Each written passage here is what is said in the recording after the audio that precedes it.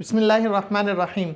हमने कार्टिलेज को शुरू किया था और कार्टिलेज के बारे में हमने पढ़ा था कि कार्टिलेज हमारे पास सेल्स और मैट्रिक्स से बना है। सेल्स के बारे में हमने पूरी बात की थी कि सेल 3 किस्म के होते हैं, फिब्रोब्लास्ट, चोंड्रोप्लास्ट और चोंड्रोसाइट्स। ये 3 किस्म के सेल्स होते हैं। आज हम पढ़ते हैं मैट्रिक्स के बारे में। मैट्रिक्स क्या होती है?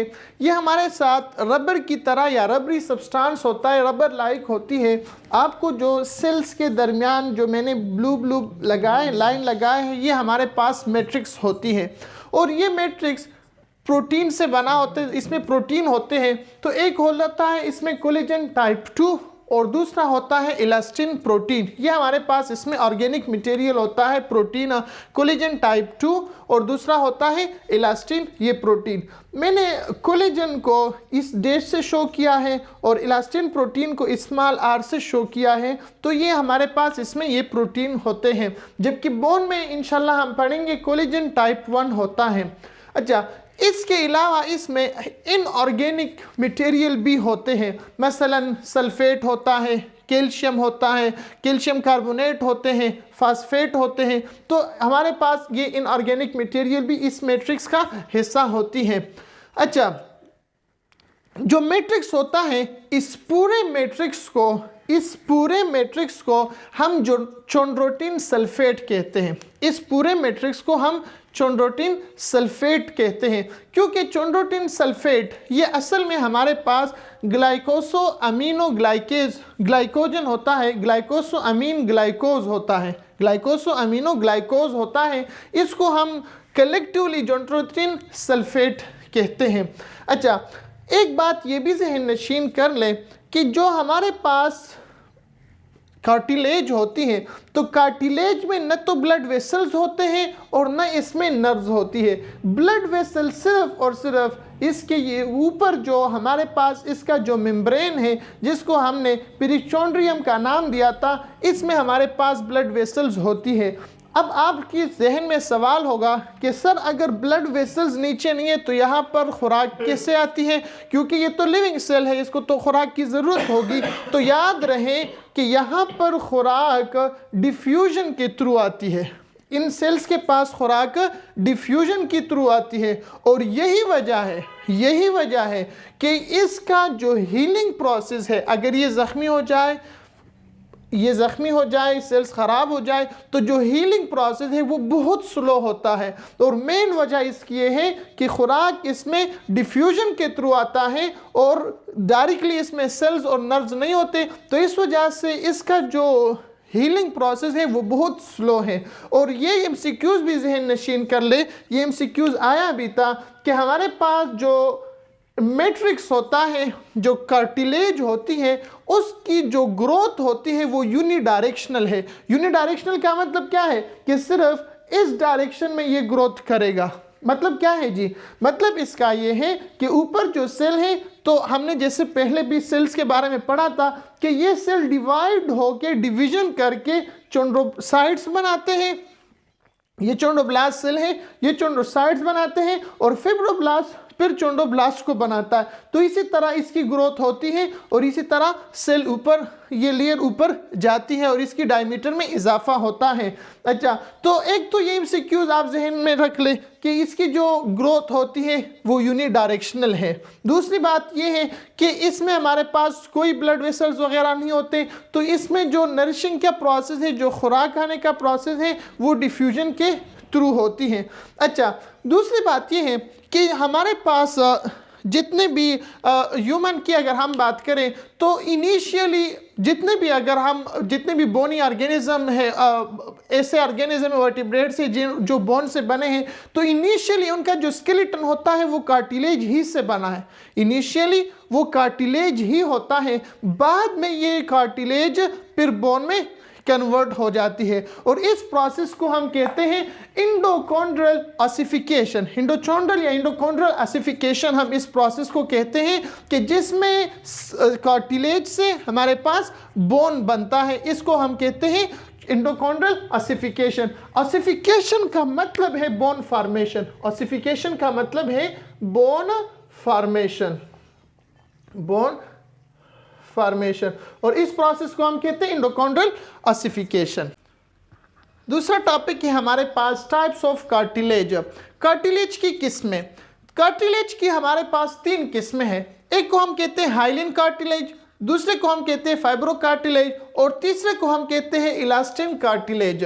याद रहे कार्टिलेज की जितने भी किस्में हैं तो वो सिर्फ और सिर्फ मैट्रिक्स की बुनियाद पर हैं। मतलब ये है कि मैट्रिक्स में अगर चेंज हो, मैट्रिक्स में जो चेंजेस होती है तो इस वजह से इसकी किस्में भी मुख्तलिफ होती है। याद रहे हमने पढ़ा था कि मैट्रिक्स में हमारे पास फाइबर्स होते हैं। अब ये फाइबर इसमें या होंगे या नहीं होंगे। मसलन हमने पढ़ा था कि इलास्टिन और कोलेजन फाइबर्स होते हैं। अब इसमें या फाइबर्स होंगे या नहीं होंगे। अगर इसमें फाइबर एब्सेंट है या बहुत ज़्यादा कम है तो वो हाइलिन कार्टिलेज है। अगर इसमें टाइप्स होंगे, अगर टाइप्स होंगे तो फिर ये हमारे पास, अगर इसमें कोलेजन होगा तो फिब्रो कार्टिलेज है, और अगर इसमें इलास्टिन फाइबर होगा तो फिर इलास्टिन कार्टिलेज है। मतलब ये हुआ कि देखिए जी, या तो फाइबर्स होंगे या नहीं होंगे। अगर नहीं होंगे तो हाइलिन कार्टिलेज, अगर होंगे तो या हमारे पास इलास्टिक फाइबर्स होंगे या हमारे पास कोलेजन फाइबर होंगे। अगर कोलेजन फाइबर हुए तो वो हमारे पास फिब्रो कार्टिलेज है, और अगर इलास्टिन फाइबर हुए तो वो फिर हमारे पास इलास्टिक कार्टिलेज है। अच्छा, अब हाइलिन कार्टिलेज को हम अलग देखते हैं कि ये क्या है जी। हाइलिन कार्टिलेज हमारे पास इसकी जो मैट्रिक्स है तो वो क्लियर होता है और ग्लास लाइक होता है। मसलन आपने इस ट्रेकिया को देखा होगा, तो आप अगर इसको देखें तो वो ग्लास लाइक होती है और क्लियर होती है। अच्छा, दूसरी बात, इसमें हमारे पास फाइबर्स बहुत कम होते हैं, वेरी रेयर, बहुत कम होते हैं। दूसरी बात ये है कि ये हमारे पास प्रेजेंट होती है in the tip of long bone. जो लॉन्ग बोन्स होते हैं ना, मसलन अगर आप घुटने की बात करें या आप इसी तरह हाथ की बात करें, तो जितने भी लॉन्ग बोन्स होते हैं उनके टिप्स पर ये कार्टिलेज हमारे पास प्रेजेंट होती है। इसके अलावा लेरिंग्स में होता है, ट्रेकिया में होता है, ब्रांकाई, ये हमारे पास सारे के सारे हाइलिन कार्टिलेज हैं। अच्छा, इसके लिए एक एमसीक्यूज को जहन नशीन कर ले कि हमने पहले बात की थी कि हमारे पास जो एम्ब्रियो होती है तो वो हमारे पास उसमें कार्टिलेज होती है। तो एमसीक्यूज आ जाता है कि अच्छा एम्ब्रियो में कौन सा कार्टिलेज होगा। तो ये बात आपको याद होनी चाहिए कि एम्ब्रियो हमारे पास हाइलिन कार्टिलेज से बनी होती है। और आपने कार्टिलेजियस फिशेस के बारे में भी पढ़ा होगा, ऐसे फिशेस जिनकी स्केलेटन कार्टिलेज से बनी है। तो ऐसे फिशेस की जो कार्टिलेज होती है तो वो भी हाइलिन कार्टिलेज होती है। ये एमसीक्यूज इसको देख लें और याद रख लें ताकि भूल न जाए, क्योंकि अक्सर ये ईटा वगैरह में ये एमसीक्यूज कई बार आ चुका है।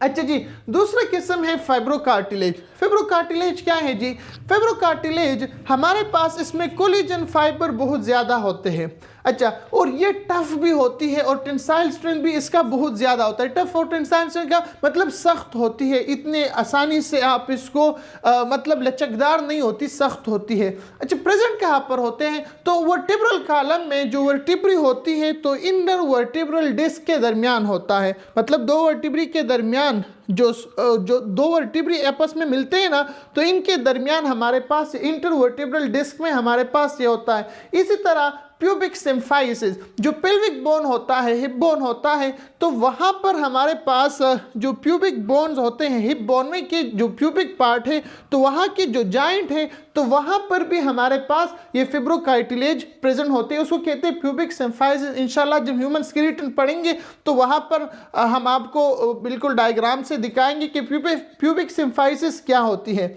अच्छा, ये एमसीक्यूज भी एक बार आ चुका है कि least number of cells in maximum ground substance. मतलब क्या हुआ कि फिब्रोकार्टिलेज में जो चोंड्रोसाइट्स होते हैं वो कम होते हैं और ग्राउंड सब्सटेंस इन मैट्रिक्स इसमें ज़्यादा होती है, मैक्सिमम होता है, बहुत ज़्यादा होता है। जबकि हाइलिन कार्टिलेज में हमारे पास सेल्स ज़्यादा होते हैं इसके बनिस्बत, और इसमें ग्राउंड सब्सटेंस कम होती है एज कंपेयर टू फिब्रोकार्टिलेज।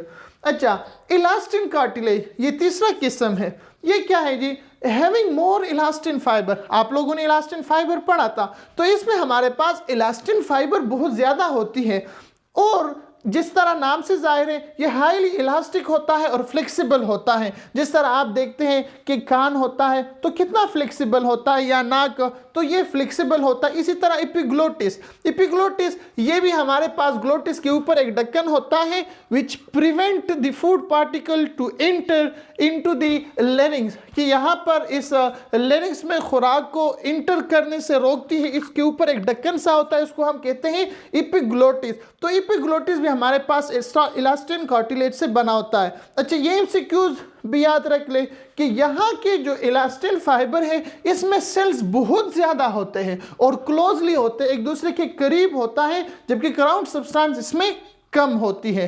तो ये हो गया जी हमारा कार्टिलेज, टाइप ऑफ कार्टिलेज। हमने कार्टिलेज को पूरी डिटेल से पढ़ा और एक टॉपिक हमने इससे पहले पढ़ चुके हैं कार्टिलेज का, जो कि अलग वीडियो में, इससे पहले जो वीडियो हमने अपलोड की थी उसमें मौजूद है। इसमें कार्टिलेज का जो इंट्रोडक्शन था वो हम कर चुके हैं। इंशाल्लाह उम्मीद है आपको लेक्चर की समझ आए होगी। तो चैनल को सब्सक्राइब करें, लाइक करें वीडियो को और शेयर करें। थैंक यू जी, अल्लाह हाफिज़।